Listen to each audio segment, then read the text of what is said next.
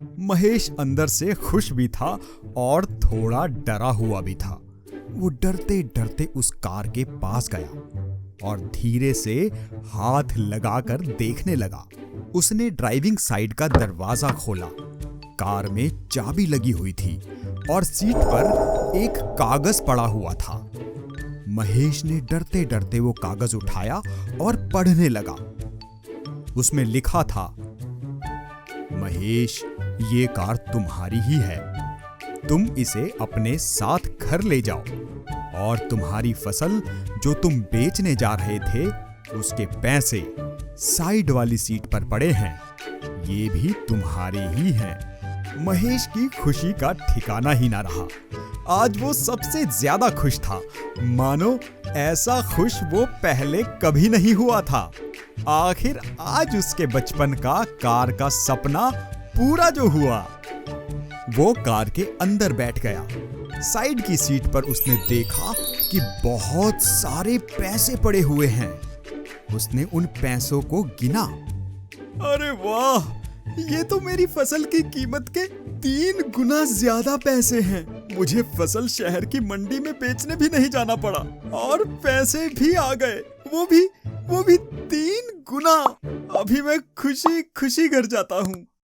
महेश धीरे धीरे कार चलाते हुए घर जाता है। रात के करीब 1 बज रहे होते हैं।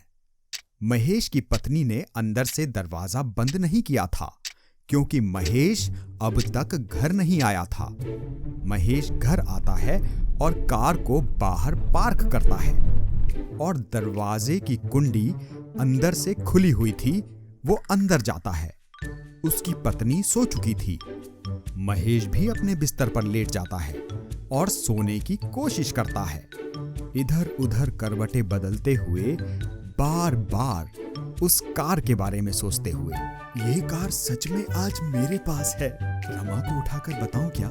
नहीं, मुझे अभी उसकी नींद खराब नहीं करनी चाहिए। सुबह सबको बता दूंगा। महेश फिर सोने की कोशिश करता है पर सो नहीं पाता और बाहर आता है। उस कार को फिर हाथ लगाकर देखता है। उसके अंदर बैठता है, उसे स्टार्ट करता है और फिर बंद करके घर के अंदर आता है और लेट जाता है। महेश को अब नींद आ जाती है। सुबह होती है। महेश सो रहा होता है। उसकी पत्नी बाहर देखती है तो बाहर उसे वही कार दिखती है। वो हैरान हो जाती है। उसे कुछ समझ नहीं आता। फिर महेश उठ जाता है। वो महेश से इस कार के बारे में पूछती है। महेश सब कुछ उसे बताता है कि कैसे उसकी गाड़ी गायब होकर कार में बदल गई। उसकी पत्नी भी खुश हो जाती है।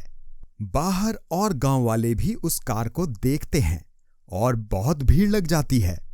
महेश बहुत खुश होता है और सबको कहता है कि देखो गांव वालों, मैं कहता था ना कि मेरी कार का सपना जरूर पूरा होगा, और आज वो सपना पूरा हो गया है।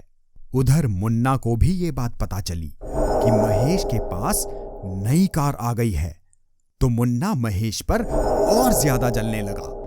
इधर महेश और उसकी पत्नी कार में बड़े मजे से घूमने जाते हैं और दिन भर घूमते हैं। शाम को घर आते हैं। अंधेरा होने लगता है। मुन्ना आज रात को महेश के खेत की ओर जाता है। महेश के खेत में और कटी हुई फसल पड़ी थी जिससे मशीन में से अनाज नहीं निकाला था। मुन्ना महेश के खेत में पहुंचकर उसकी फसल में आग लगा देता है।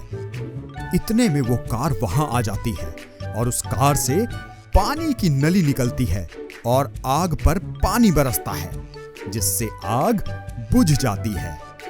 मुन्ना कार के पास आकर दरवाजे से शीशे के अंदर झांक कर देखता है पर अंदर कोई नहीं बैठा होता है।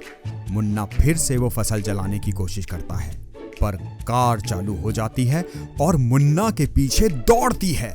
मुन्ना डर के मारे भागने लगता है और गांव में आकर अपने घर चला जाता है। अगले दिन सुबह मुन्ना जब गांव में नहीं होता है तब मुन्ना की बेटी का सर अचानक बहुत जोर से दर्द करने लगता है। गांव में कोई डॉक्टर भी नहीं है। मुन्ना की बेटी का सर बहुत जोर से दर्द कर रहा है।